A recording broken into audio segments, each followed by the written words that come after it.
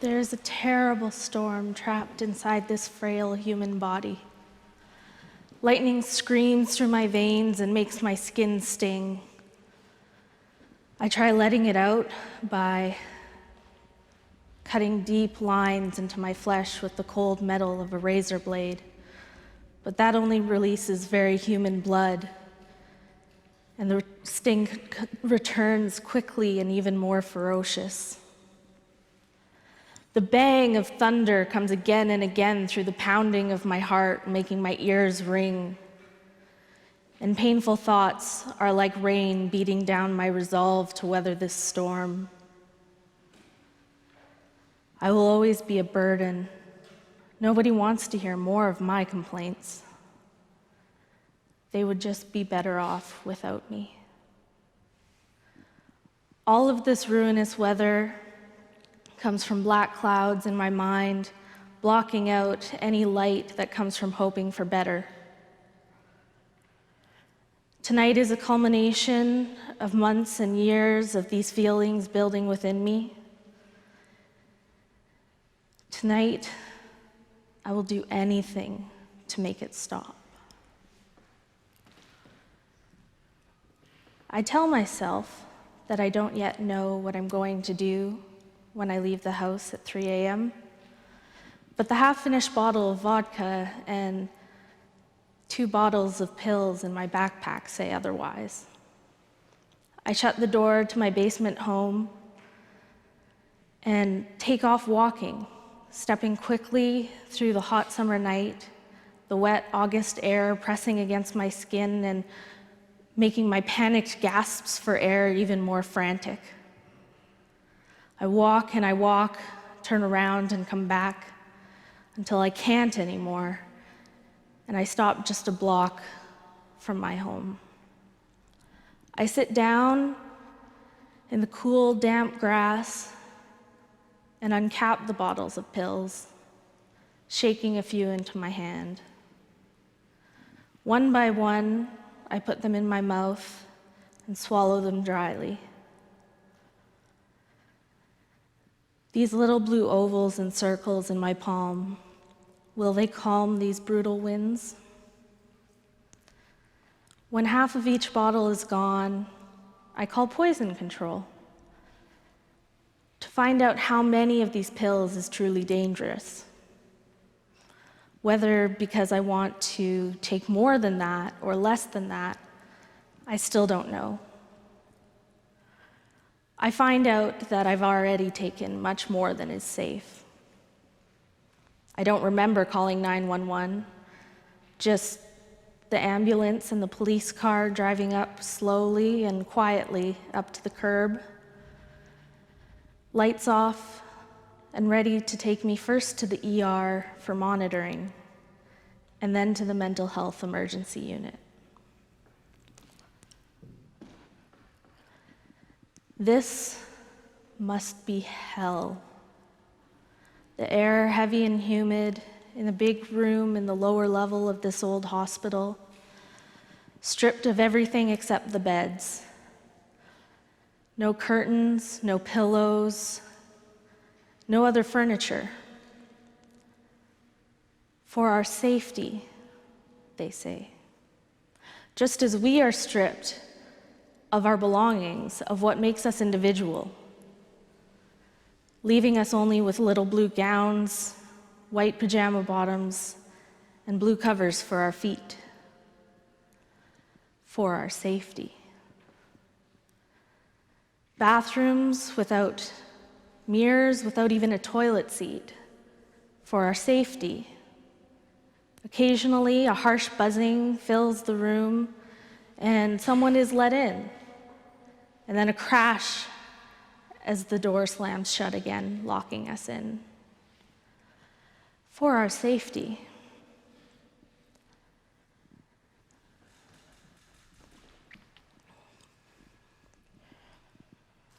I sit calm and still on my bed, back against the wall, watching the low glow of light from the nurse's station washing the room in shades of gray. Slow, to look around, slow to even blink, still numb in my body and in my mind from the pills I took. Listening mainly to the moans and the crying and the screaming and raised voices from the locked rooms. I try calling my mother and my best friend, though later I do not remember doing so.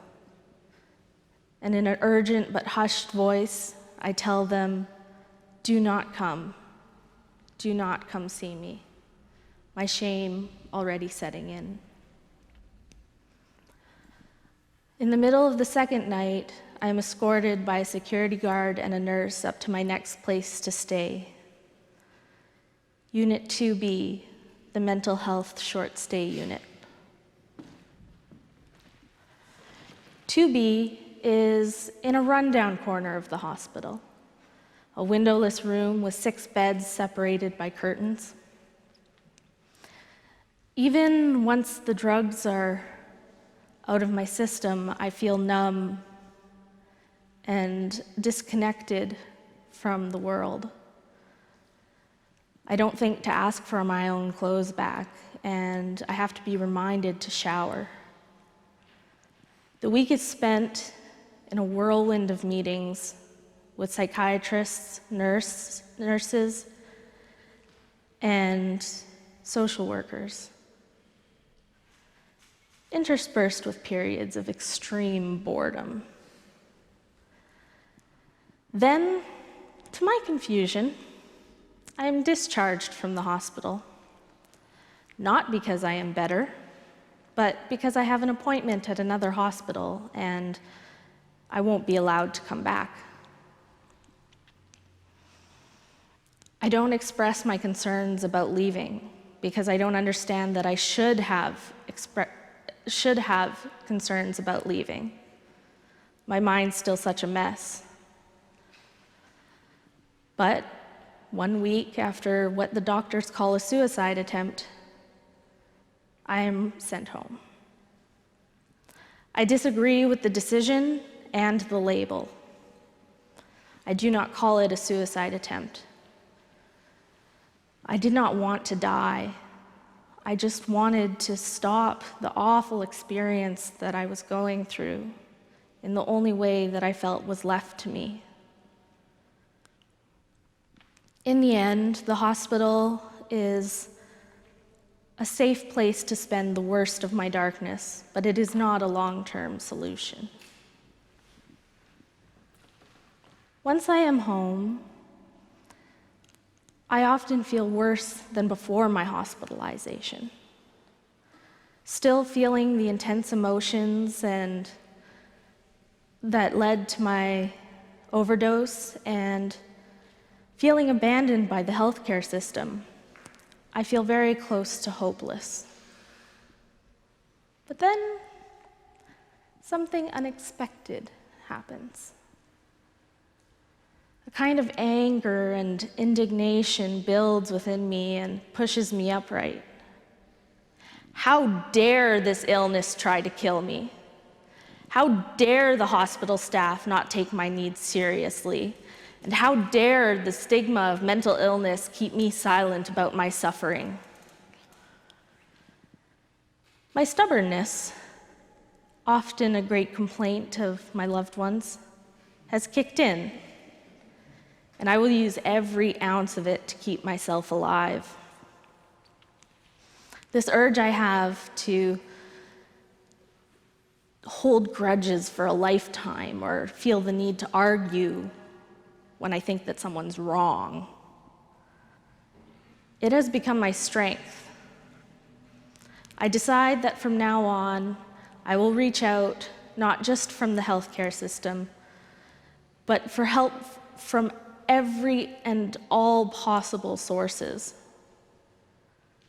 And as for the stigma of being mentally ill, of having overdosed, of being hospitalized, from now on, I will dispel it by being brazenly, recklessly honest about it. for my safety. I make a point of telling my loved ones over the next few weeks what has happened. The best people ask how I'm doing and then continue to treat me like me. Some people don't get it, and I learn quickly that they are just not the right people for me right now. Being honest about what I've been going through opens up opportunities for me to have some truly special experiences.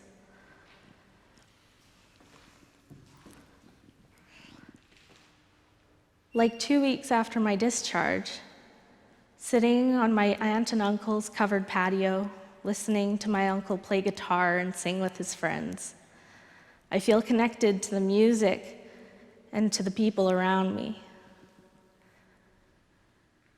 Grateful for the kindness that my aunt and uncle have shown me when I told them about my overdose.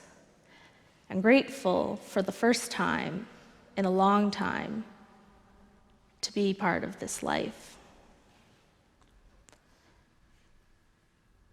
And then feeling exposed under the bright lights of a Denny's, telling my 3 closest friends what has happened. They react by making plans to see me all of the time in the near future, and then go back to making inappropriate jokes at the top of their voices. As laughter bubbles up out of the numbness, I feel normal again in that moment. And then another friend recommends comedians that talk about similar experiences as I've had, and helps me find what's funny about what I've been going through. This leads me to performing stand-up about mental health and gives me another voice and a way to express myself. Comedy continues to be healing as I take improv for anxiety. In improv, I learn to not only accept mistakes, but to enjoy them. In improv, mistakes are valuable because of the hilarity they cause or an unexpected direction that they take a scene. This gives me a sense of freedom that I carry into my day-to-day interactions, because what is life but one big scene where we are all improvising? And then there is a place in South Etobicoke on Lakeshore Boulevard where I have seen magic happen. A program for adults affected by mental illness. We do writing and music and art and all sorts of other activities that build our confidence and give us connection to people who share our experiences. Appropriately, this place is called Among Friends, because whoever you are, whatever you have been through, when you are there, you are among friends. This patchwork of people I have sewn together in my life, one by one, I wrap around me like a blanket to keep me safe. Life doesn't get better all at once, but rather incrementally, and sometimes when I'm not paying attention. There are still hard, lonely times, but they are no longer the only times. And I am thankful every day. Thankful for my stubbornness for keeping me going, and thankful for the community, connection, and creativity that makes life worth living. It hasn't been an easy road to travel, but I am so, so glad that I stayed on it.